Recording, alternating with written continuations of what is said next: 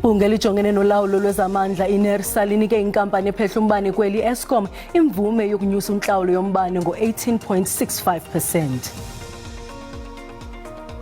Sinkonyiwe isigwebo kwisicelo esingxamisekileyo sikamongameli Cyril Ramaphosa sokuthintela ukutshutshiswa bucala ngumnumzana Jacob Zuma. Sithi sifuna 3 point ngimazulu. Khona ezonyukela phezulu. Sithathe neligi makwenzeka singene na top 8 makwenzeka. Kodwa ku 3 points awufuna samazulu. Abalandeli bebhola ekhatywayo kwiphondo laKwaZulu Natal balindele ngabomvu umdliva wemidlalo ye-DSTV Premiership kule mpelaveki.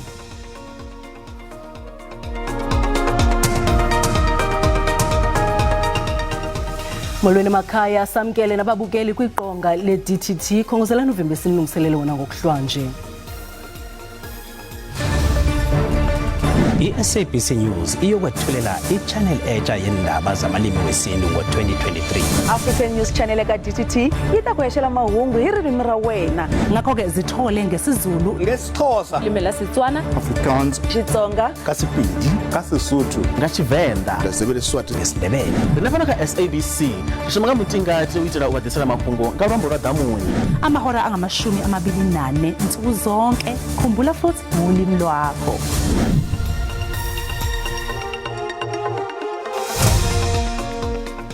Ibhunga elijongene nolawulo lwezamandla iNERSA linike inkampani ephehla umbane kweli i-Eskom imvume yokunyusa intlawulo yombane ngo-18.65% kunyaka mali ka-2023 kuyokutsho ngo-2024. Okukuze emva kokuba i-Eskom ibifaka isicelo sokunyusa le ntlawulo ngo-32%.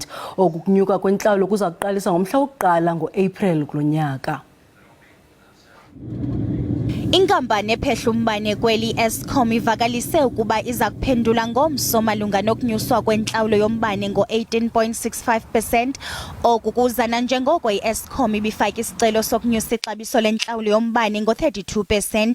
Ibhunga elijongene nolawulo lwezamandla iNERSA lithi liye laqwalasela iingxaki ze-Eskom ezidala ukuba le nkampani ifuna ukunyusa le ntlawulo ngomyinge ka-32%. Kananjalo likwajonga ifuthe lokunyuswa kwentlawulo kubathengi abatsala nzima. Therefore, NERSA has approved a total revenue, allowable revenue of 300 billion rand for the year 2023-2024 financial year, and this translates to 101.73 cents per kilowatt hour, or 173.80 cents per kilowatt hour, and that translates to a percentage increase of 18.65%. based on the currently approved NERSA tariff of 146.48 cents per kilowatt hour for the year 22-23.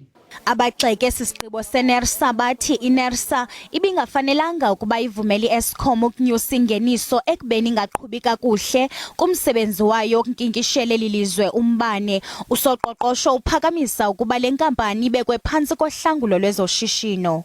Now, NERSA is supposed to look at Eskom and to decide what electricity increases should be allowed under normal circumstances. This is nothing but normal because Eskom is trying to increase electricity prices as much as possible because it's a bankrupt institution. They owe about approximately 400 billion rand and they're trying to shift that tax or the interest part to the consumer in South Africa. That's certainly not normal.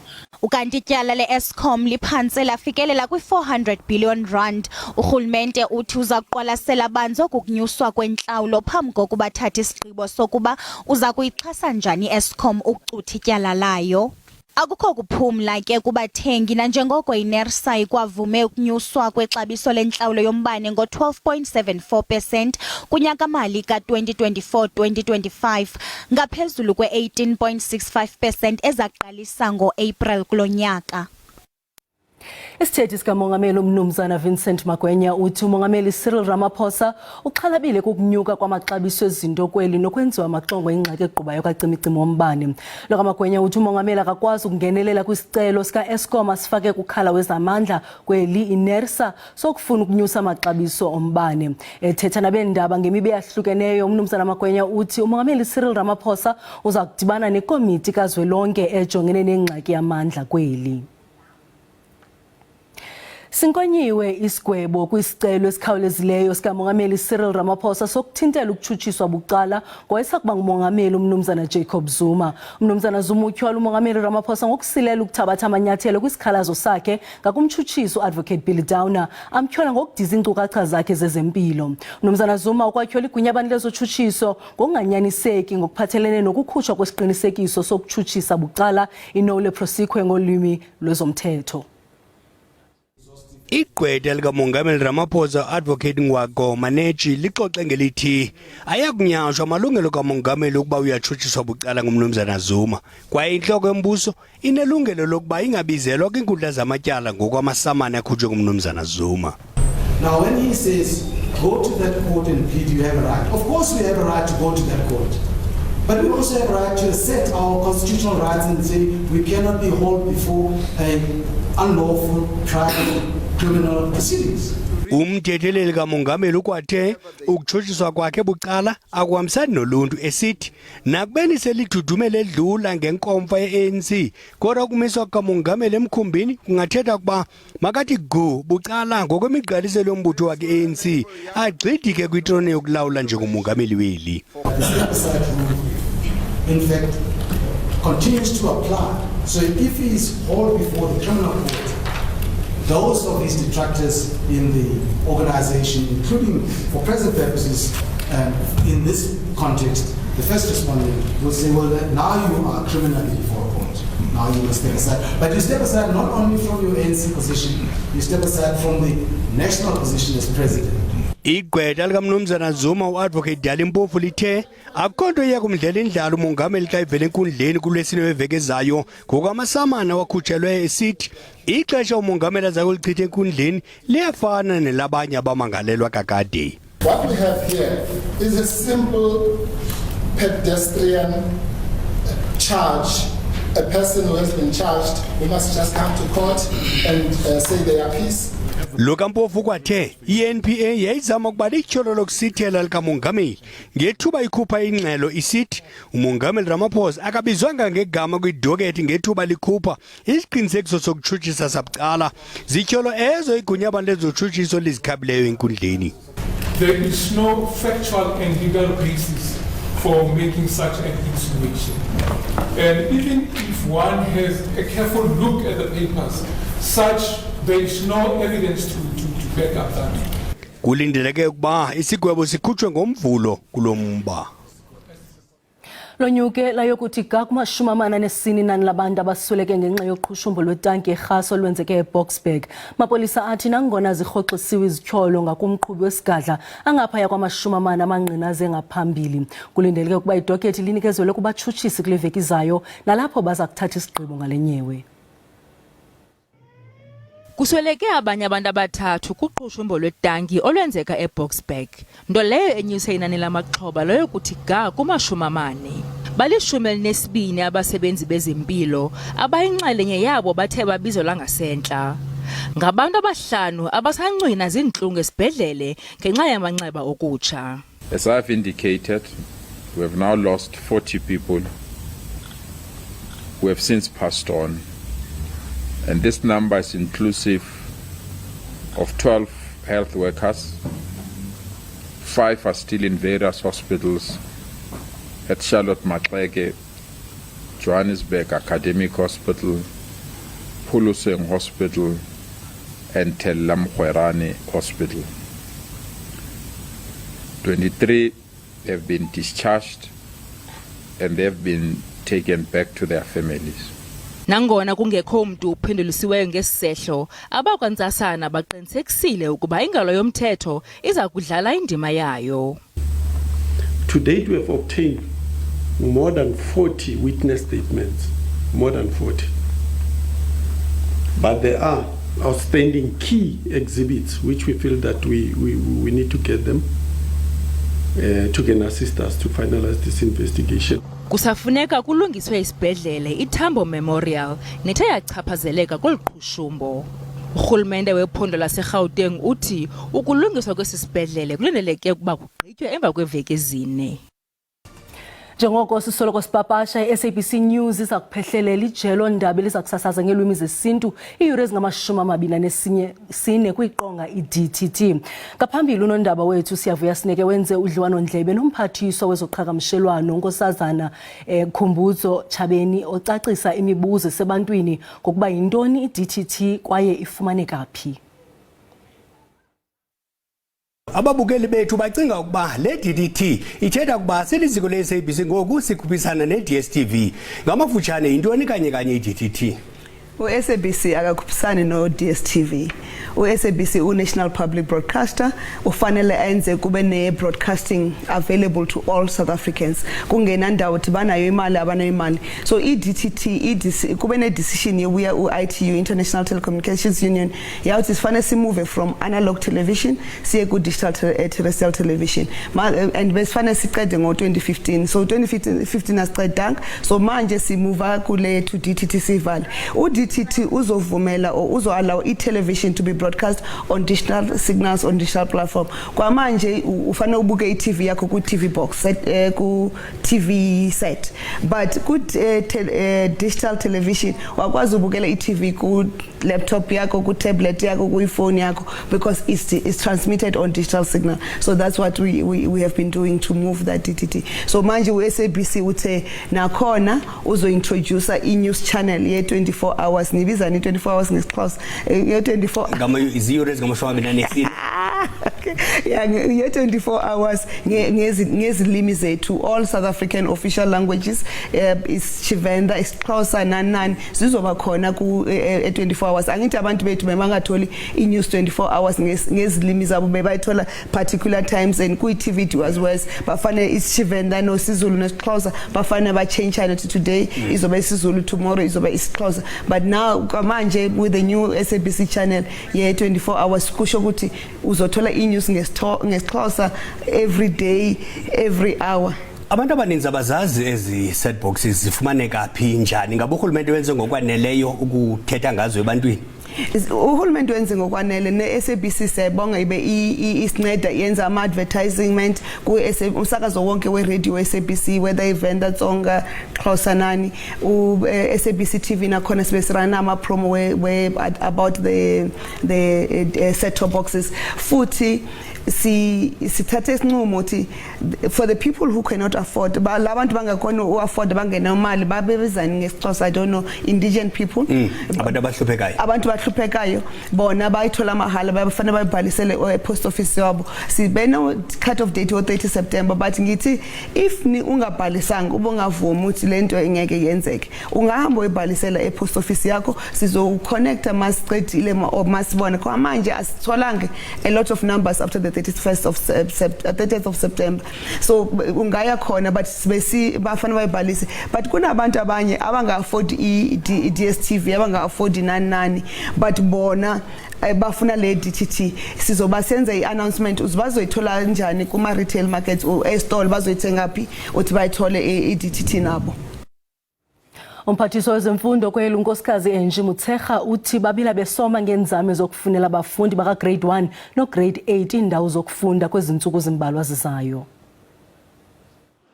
Abazali banexhala njengoko kudala besehla besonyuka bezama ukufunela abantwana babo indawo zokufunda kwizikolo zaseGauteng. I'm very frustrated because ngwana hane space. It is frustrating. Remember that I'm supposed to go back to work next week and I don't know how to leave a child at home, no school.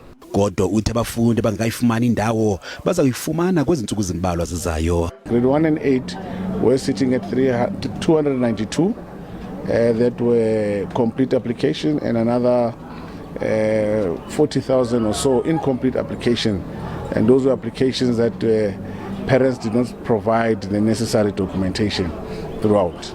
And that you can see the figure gives us to around 340. So out of the complete application, we are closing them off. I'm sure now we're left with less than 400. Umphathiswa wezemfundo kweli unkosikazi UMotshekga uthi iphondo laseGauteng alilodwa kule ngxaki.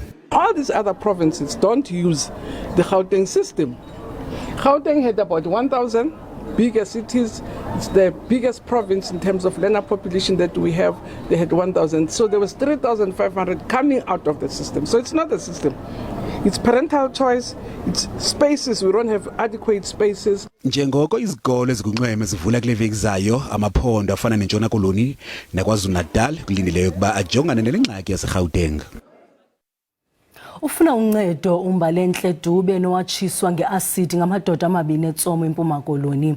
uMbalenhle wayezama ukuzikhusela ngale asidi kula madoda ngethuba emhlasela kodwa ngelishwa aye amongameli ze amtshisa ngayo. Sithanda ukulumkisa abo banenhliziyo ezibuthathaka ngelinqaku. Lo wasekhini oselula utyhola ngelithi wahlaselwa ngabantu abaziwayo kule lali yaseMbuxe. Amalinge akhe okuba azilwele yaba kuguquka kwemeko akhangeleka ngayo. Kungoku nje kunzima kulo wasekhini. Cousin yam yaza nalo muntu ubana ke ngoku mabazoqhekeza boyi2 bazothatha ifridge ufumene iBayi. Then luckily ndavuka esavula umnyango kanjalo, and then we fought. Ndalwa ngeacid endiyithengisayo uklini toilet zalapha emakhaya because I'm a single woman. Then ke kuba indoda one overpower ndatsha nam ndanje, and then he ran away, but nam ndandikwazile ukummaka as a person that I was fighting with.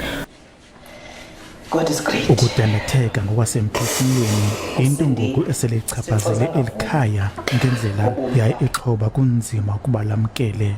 Ezi zivubeko ezibonakala esikhumbeni sakhe zihlala zimkhumbuza olona suku laba lubi kakhulu empilweni yakhe. Umuntu onayo indlela noba ngugqirha onalo eso sakhono eso sokwenza plastic surgery ngavuya kwakhotla noncedakala. Kuhlatywe ikhwelo lokuba kuliswane nolwaphulo mthetho ingakumbi ezilalini nalapha abantu basekhini basoloko bethi qulu kuphathwa gadalala. Kuyabonakala ba i-justice system iyamdisappointa.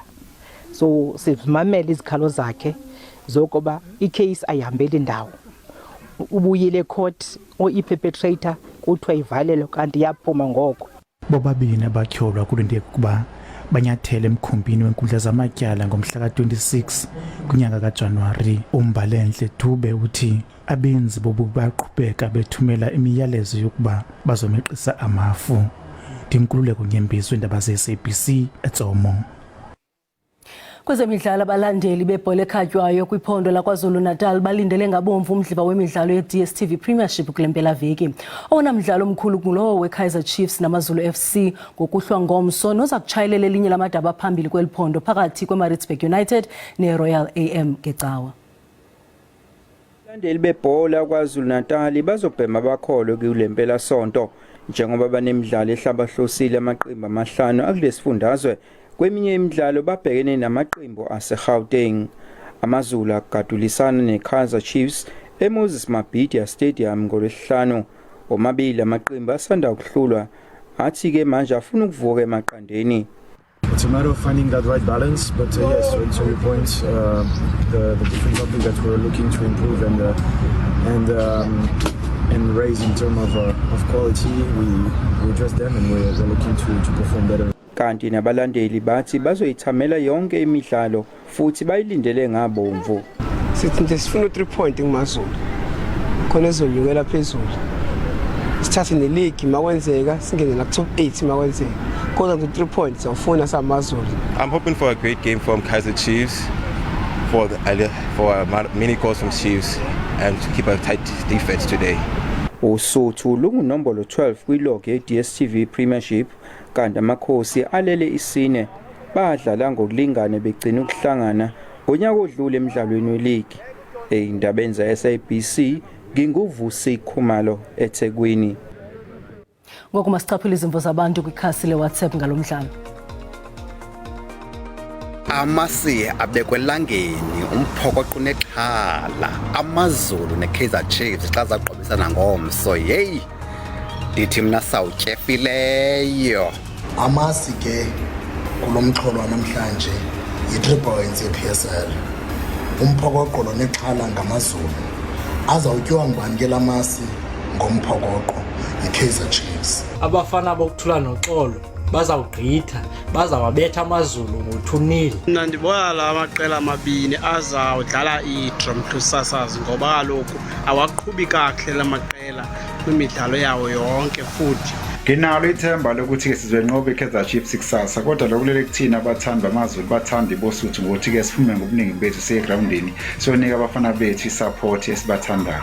Amazulu ayokukhuphukela kuKaizer Chiefs leyo nayo isibone ikhuphule amasokisi khulu kodwana ake sicale sibone imiphumela. Wafisela okuhle noba ingawini iChiefs iyafana into enye uzawugxotha ucoach. Mina ngimpofana impela kepha angiyiboni iwina mina kumaZulu ngoba ibhola badlalayo kulezi nsuku aligcolisi. Uma kudlala ihlabani zamaqembu vele ungazi ukuthi ilona kuyiliphi iqembu uzoleseka kodwa ke amaZulu ungathola ngeqoma sengathi ngaphumelela kulomdlalo. Le match ngomso iyo match elula phakathi kwamaZulu neKaizer Chiefs ngoba omabili lamaqela athande ukuzimisela kakhulu and ke ngoku ane Chiefs leyo ayizithatha lula kodwa ke izawulenza ixesha. Masenkumbuzi iSABC News izakuphehlelela ijelo lendaba elizakusasaza indaba ngelwimi zesintu iures ngama-24 ngemini. Elivela tanci lizakusasaza indaba inkqubo-ndaba nokuqhubekayo eParlamente ngolwimi oluvayo noluthethayo. Masithi xha kuloo ndawo eza ngomso zingesiZulu busuku benzolo.